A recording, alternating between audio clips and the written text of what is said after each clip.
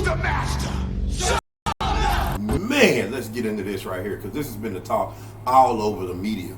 40-game suspension isn't that bad, but losing that contract job, what were you thinking? Like, bruh, you fumbled the bag.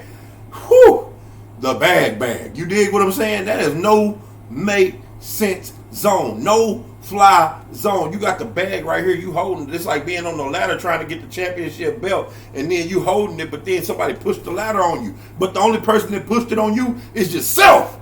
And you have been one of my favorite players to come into the league here recently due to your explosiveness, the way you play. I can tell on the court when you play that it seems very passionate. You know, the only thing I can say on your game I want you to work on is your passing. Hey, that's not too bad either. But, dude, what are you doing? What are you doing, man? Now, when I say that, I don't mean that in a bad way because you haven't broken the law or done anything wrong technically. But in the same instance, Ja, you signed a contract as an NBA player, and I know y'all out there saying, "Well, what does that mean, or what does that have to do with the situation?" Well, let's get into it. I don't know anybody trying to go from making millions of dollars to going back to the streets. I just don't see it. It's not going to happen. Progression over regression, and that's just something simple that we can all talk about. We can all relate to.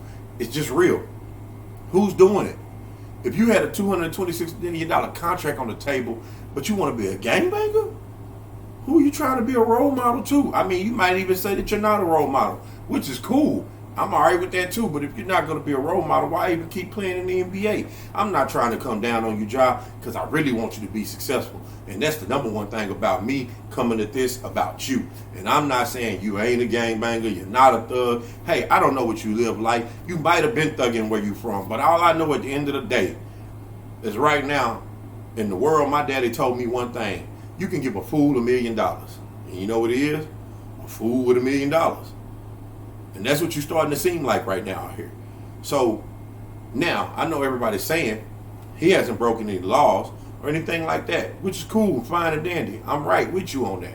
There's no reason that he should be in trouble, right? Wrong. Because those contracts that he signed with the NBA tell you that you got to be an upstanding citizen, and you know the behavior you're putting on not showing that.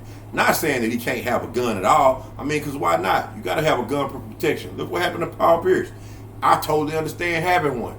But dude, you ain't got to let the world know, and you don't have to be out here doing what you're doing, acting like you're shooting people, doing all this type of stuff on camera that they catch you on that keeps holding you up. But hey, my brother, hope you get out of this suspension and learn something. Keep your head up.